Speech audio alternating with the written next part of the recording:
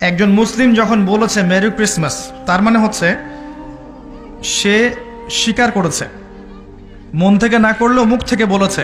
কি বলেছে? যে আল্লাহ পাক 25শে ডিসেম্বর সন্তান জন্ম দিয়েছেন। কথাটা এটা হলো না? বিষয়টা বুঝি না আমরা কি বলি, অথচ এই কথা যদি আসমান সমূহ শুনতো, পাহাড় শুনতো, রিয়্যাক্ট করার ক্ষমতা পেত, ইখতিয়ার পেত, তারা নিজের অবস্থান থেকে সরে যেত। এটা সূরা মারিয়ামের শেষের দিকে আছে। ওয়াকুলুনা ইত্তাখাযার রহমানু ওয়ালাদা, তারা বলে যে রহমান সন্তান ধারণ করেছে। লাকাদ জিতুম শাইআন ইদ্দা, তোমরা প্রচন্ড ভয়ঙ্কর কথা নিয়ে এসেছো। তাকাদুস সামাওয়াতু ইয়াতাফাত্তারনা মিনহু ওয়া তানশাক্কুল আরদ ওয়া তাখিরুল জিবালু হাদ্দা। এই কথা শুনে আসমান, জমিন আর এই পাহাড় ফেটে চৌচির হয়ে যেতে চায়। ওদের যদি ক্ষমতা থাকতো, ইখতিয়ার থাকতো, ফেটে চৌচির হয়ে যেত। এত বড় কথা বলেছো তোমরা। এবং তারা তো উৎসব পালন করছে এই দিনগুলোতে। মুসলিমরাও বলছে মেরি ক্রিসমাস, তাই না? আল্লাহ যে বললেন একমাত্র দিন আমার কাছে কি? ইসলাম। অন্য রিলিজনগুলোর কি হবে তাহলে? এটা একটা ভালো প্রশ্ন।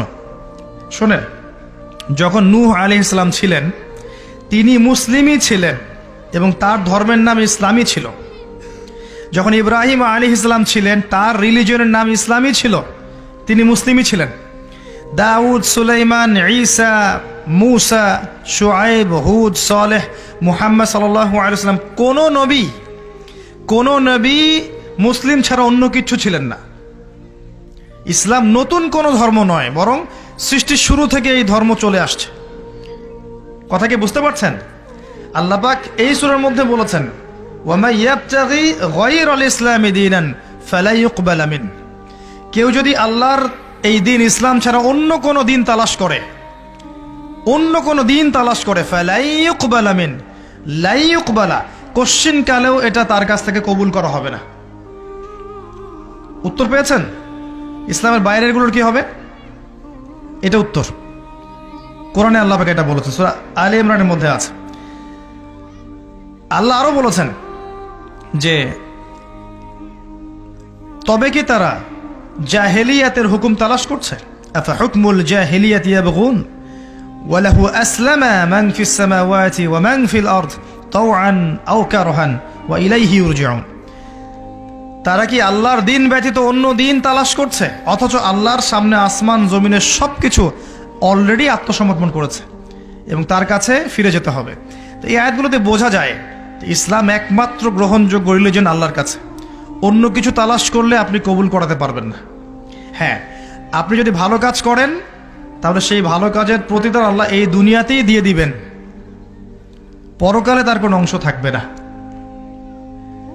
নবী সাল্লাল্লাহু আলাইহি ওয়াসাল্লামের সামনে ওমর রাদিয়াল্লাহু আনহু একদিন তাওরাত পড়ছিলেন, এমনি পড়ছিলেন।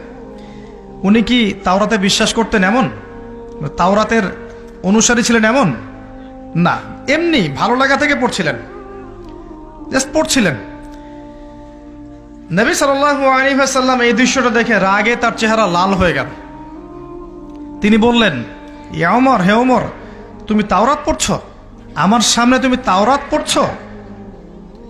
লাউ কানা মূসা হাইয়ান, যদি মূসা, যার উপর তাওরাত নাজিল হয়েছিল, এই মূসা যদি এখন জীবিত থাকতো, ফাত্তাবা'তুমূহু, আর তোমরা তার অনুসরণ করতে, ওয়া তারাকতুমুনি, আর আমাকে ছেড়ে দিতে, লা দালালতুম আন সাওয়াইস সাবিল, তাহলে তোমরা সঠিক পথ থেকে বিচ্যুত হয়ে যেতে। লাউ কানা মূসা হাইয়ান, যদি মূসা এখন জীবিত থাকতো, তাহলে ওয়াদরাকা নবুয়তি, এবং আমার নবুয়ত পেত, লাত্তাবা'আনি, অবশ্যই তার উপর কর্তব্য ছিল আমার অনুসরণ করা। কথা কি বুঝতে পারছেন? মূসা, দাউদ, সুলাইমান, অন্য সম্প্রদায়ের বইপত্র তো অনেক দূরের কথা। সেই নবীগণ যদি এখন জীবিত থাকেন, পৃথিবীতে আবার আসেন, তাদের জন্য কোরআন হাদিস এর বাইরে কিছু অনুসরণ করা জায়েজ হবে না। এমনকি ঈসা ইবনে মারইয়াম যখন আসবেন, তিনি কি নতুন ধর্ম নিয়ে আসবেন? ও ঈসা আলাইহিস সালাম যে আবার আসবেন আপনারা জানেন তো, নাকি বিশ্বাস করেন? কিন্তু এক শ্রেণীর মানুষ বলছে যে ঈসা আলাইহিস সালামকে তারা হত্যা করেছে, ক্রুশবিদ্ধ করেছে।